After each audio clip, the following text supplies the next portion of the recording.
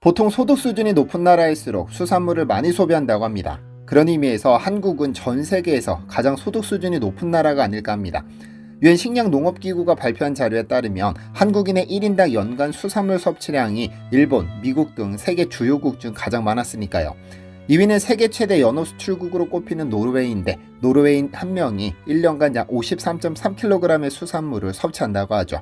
한국은 무려 58.4kg으로 1년 평균 5kg을 더 먹는 겁니다. 한국인이 가장 사랑하는 수산물을 꼽으라면 빠질 수 없는 것이 고등어 그리고 연어인데 한국이 두 생선을 전부 노르웨이에서 수입해서 먹고 있습니다. 그러니까 노르웨이에게 한국은 아주 큰 손고객인 것이죠. 매년 10톤 가까운 고등어와 연어를 수입해 가니까요. 그래서 몇 년 전에는 한국 무기를 고등어로 갚고 있다는 소문이 돌기도 했었죠.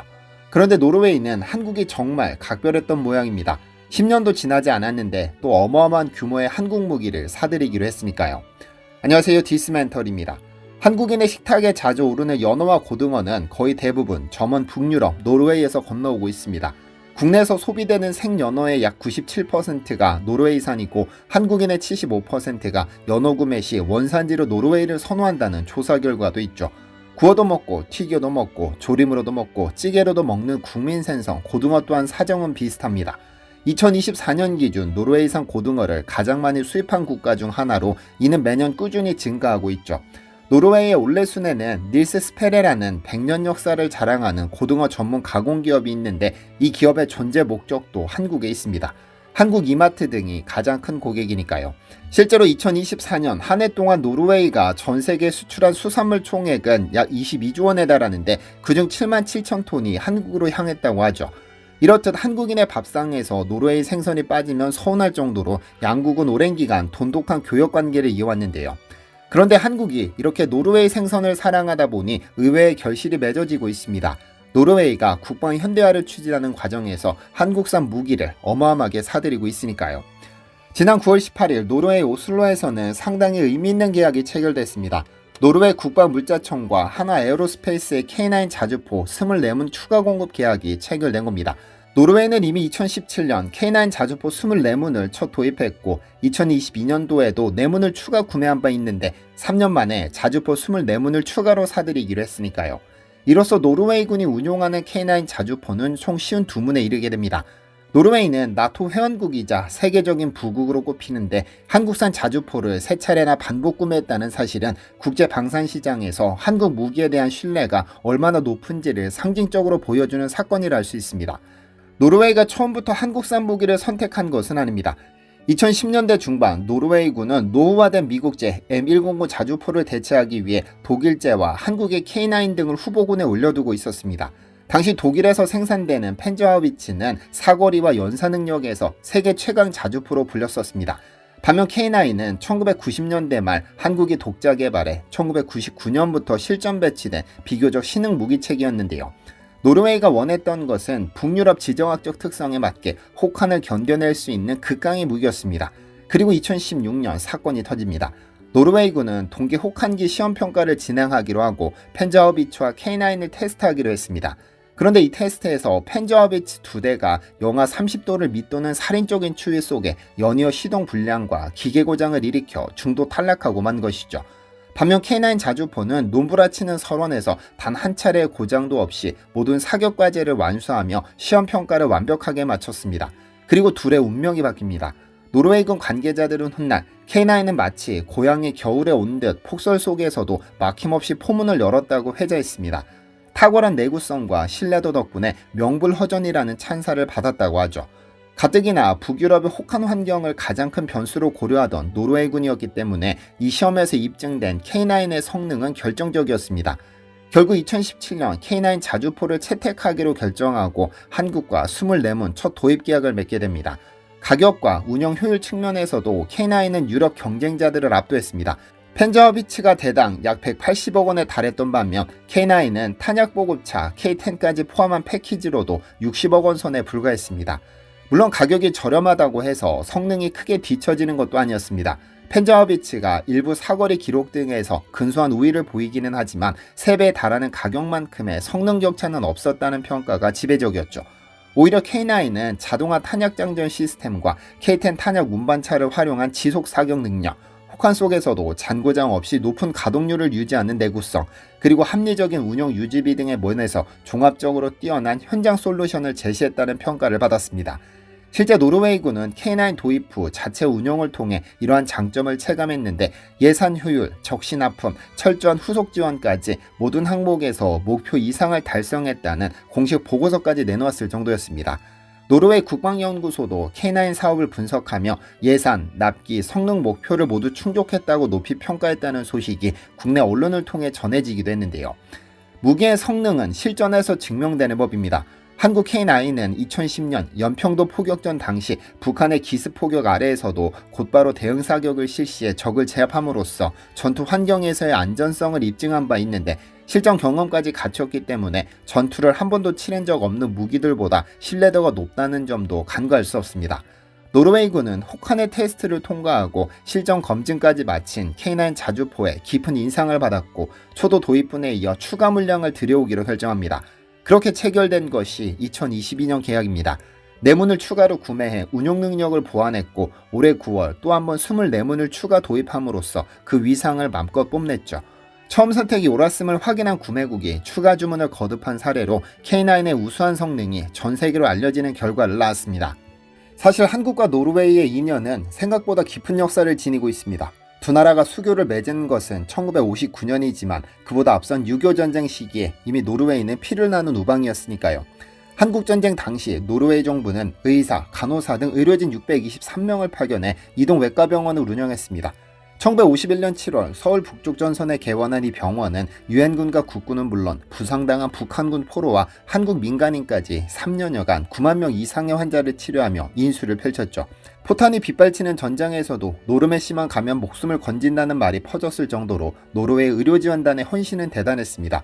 휴전 후에도 의료진 일부는 즉시 귀국하지 않고 남아 1958년 서울에 국립중앙의료원을 세우는 데 노르웨이가 주도적인 역할을 했다고 하는데요. 이후로도 노르웨이는 마포 아동결핵병원과 목포 결핵병원을 독자적으로 세워주는 등 전쟁 상흔을 치유하는 데 크게 기여했습니다. 세월이 흘러 21세기 현재 한국은 산업화와 기술 발전을 이룩하며 강대국의 반열에 올라섰고 이제는 노르웨이의 안보를 책임지는 방산 파트너가 됐습니다. 70여 년 전 한국을 위해 마음을 다해 주었던 노르웨이가 이제는 한국산 무기로 자유와 평화를 지키고 있죠. 한국은 풍부한 어류 자원을, 노르웨이는 첨단 무기를 이렇게 서로에게 없는 것을 채워주며 윈윈하는 건강한 관계가 지속되길 기대합니다. 잠시 좋은 소식이 있어 전해드립니다. 올해 초 제 채널에서는 세계 최초로 한국에서 등장한 두피관리 비누 인디언스톤에 대해서 소개드린 적이 있는데요. 난다모 창업주 고도윤 대표가 무려 20여 년간 매달린 끝에 탄생한 역작인데 이 제품이 일본 특허를 취득했다는 소식을 전해오셨습니다. 사실 일본은 탈모 시장의 메카로 불립니다. 이미 20년 전부터 5조 원 규모의 탈모 방지 시장이 형성되어 있는, 그러니까 전 세계에서 가장 일찍 그리고 가장 빠르게 탈모 관리가 하나의 산업으로 자리 잡았으니까요. 그 20년 동안 수도 없이 많은 제품들과 기계들이 등장했을 것이기 때문에 엄청나게 독창적이지 않으면 특허를 받는다는 것, 더구나 한 수 아래로 보는 한국 제품으로 특허를 받는다는 것은 절대 쉬운 일이 아니었을 텐데 3년에 걸친 긴 시간 끝에 특허를 인정받았습니다. 세계 최대 탈모 시장인 일본에서 한국형 두피 마사지 샴푸 기술이 공식적으로 인정받은 첫 사례죠. 최근 일본의 탈모 시장 트렌드는 효능뿐 아니라 감각적 만족과 자연스러움을 중요하게 여기는 추세입니다. 화학 성분에 지친 일본인들은 이제 천연 허브, 액상보다는 고형 타입, 기계적 자극보다는 손끝의 감각을 통한 힐링 마사지를 선호하죠. 사실 탈모는 단순한 모발의 문제가 아닙니다. 두피의 혈류, 열, 그리고 몸 전체의 밸런스가 무너졌을 때 나타나는 신호니까요. 그래서 임상적으로 검증된 인디언 비누 난다모의 천연 허브에 석영보를 결합시켜 두피 마사지와 샴푸 기능을 하나로 완성시킨 것이 바로 인디언 스톤입니다. 사실 고도윤 대표가 오랜 연구 끝에 내놓은 제품은 탈모 완화 기능성 샴푸 샴피톡톡과 인디언 스톤입니다. 이 둘은 크게 보자면 샴푸냐 비누냐의 차이입니다. 우선 허브 덩어리 형태의 인디언 비누로 명성을 쌓은 고 대표는 허브 에센셜 아로마 오일 추출 관련 연구에 매진한 끝에 약 25년 만에 샴푸 제품인 샴피톡톡을 출시했습니다. 이 샴푸의 탈모 완화 시너지 효과를 극대화하고자 석영유리 마사지볼 2개를 용기에 결합해 관련 기술로 세계 특허를 출원한 상태죠. 작년에 디시멘터리를 통해 진행된 샴피톡톡 런칭 행사에서는 일주일 만에 2만 박스가 전량 매진 사태가 벌어지기도 했습니다. 현재 국내 탈모 인구가 약 1,000만 명에 이른다는 점을 고려하면 일부 고객들은 한 번에 30박스를 구매해 주변인들에게 선물하기도 했고, 그래서 3달치 생산분 전량이 속이 소진됐었습니다. 그런데 샴피톡톡이 발모에 효과가 있나요? 라는 의문이 들 텐데, 이 부분은 당시에도 언급드렸습니다만 이 제품은 정확히는 발모 샴푸가 아니라 탈모 완화 기능성 샴푸입니다. 만약 한 달 만에 머리카락이 쑥쑥 자란다면 아마 벌써 노벨 평화상을 수상했을 겁니다. 그런 과장 광고로 탈모로 고통받는 이들을 현혹하거나 뻥치지 않습니다. 다만 살균 및 두피 장벽 강화에 도움을 주는 로즈마리 오일, 살균과 상처 치유 효과가 있는 유칼립투스 오일, 소염, 회복 촉진, 진정에 효과가 있는 라벤더 오일, 스트레스 완화 및 면역력 강화에 도움을 주는 타임 오일, 수분 손실을 방지해주는 유칼립투스 추출물에 더해 모발 성장을 촉진하는 것으로 알려진 그린 커피빈의 카페인을 담았습니다. 그래서 탈모 완화 기능성 샴푸인 겁니다. 부작용이 동반되는 화학 성분의 탈모 효과는 근본적으로 다른 것이죠. 탈모 환자는 유전적 요인 등 완치가 불가능한 경우가 있는데, 샴피톡톡은 이런 유전적인 요인들이 아닌 스트레스로 인한 탈모, 피지 과잉으로 인한 탈모 등등 후천적으로 발생된 탈모를 완화시켜주는 샴푸인 것이죠. 이번에 일본 특허로 등록된 인디언 스톤은 비누형으로 석영 유리 마사지볼이 결합되어 있습니다. 그리고 이 제품은 남성용이라고 설명드리는데, 왜냐면 샴푸용인 샴피톡톡보다 윤기에 최적화되어 있지는 않아서 그렇습니다. 짧은 머리의 남성은 윤기에 크게 관심이 없지만 아무래도 윤기가 생명인 긴 머리 여성분들께는 샴피톡톡이 더 잘 맞을 겁니다. 남성도 당연히 샴피를 사용하셔도 전혀 관계는 없습니다. 난다모라는 이름은 직관적으로 머리가 난다는 의미입니다. 이는 유럽 모발학회 정의연 1호로 알려질 연세대학교 이원수 교수 연구팀이 실시한 임상시험에서 전체 참여자의 71%가 발모 효과를 경험한 데서 비롯되었습니다. 특히 38세 남성 참가자의 경우 약 80% 이상의 발모 개선 사례가 보고되었습니다. 인디언은 대머리가 없다라는 유명 카피로 잘 알려진 인디언 비누 역시 난다모에서 개발된 제품으로 이미 상당수 사용자들이 직접 효과를 체감하고 있죠. 다만 후기를 남기는 것은 과대 광고의 우려가 있어 영상에서 소개하지는 않겠습니다. 올 2월에 소개해드린 이후로 업체의 부담이 크기 때문에 제 채널에서 마지막으로 행사를 진행해드렸는데, 이번 일본 특허를 기념해서 한 번 더 특가 행사를 진행해주시기로 하셨습니다. 이번 행사에는 샴피톡톡 최대 16만 5천원 할인 및 인디언 스톤 최대 19만원 할인을 포함해 모든 구매 고객분들께는 3만 2천원 상당의 인디언 비누를 선물로 드릴 예정입니다. 그리고 재구매율이 가장 높은 매직 V 스톤 역시 50% 할인된 가격으로 제공해드리니 아래 고정 댓글로 남겨드린 링크를 통해 자세한 내용 확인하시면 됩니다. 탈모는 하루아침에 일어나는 일이 아닙니다. 그리고 한 번 빠진 머리카락은 찾아올 수도 없습니다. 어차피 매일 사용하는 샴푸, 이번 기회에 천연 제품으로 바꿔보시면 어떨까요? 시청해주셔서 감사합니다. 디시멘터리에서는 여러분의 제보를 기다립니다. 제 채널에서 다뤘으면 하는 뉴스 또는 널리 알려졌으면 하는 영상은 디시멘터리 네이버닷컴으로 제보해주시면 소중히 제작하겠습니다.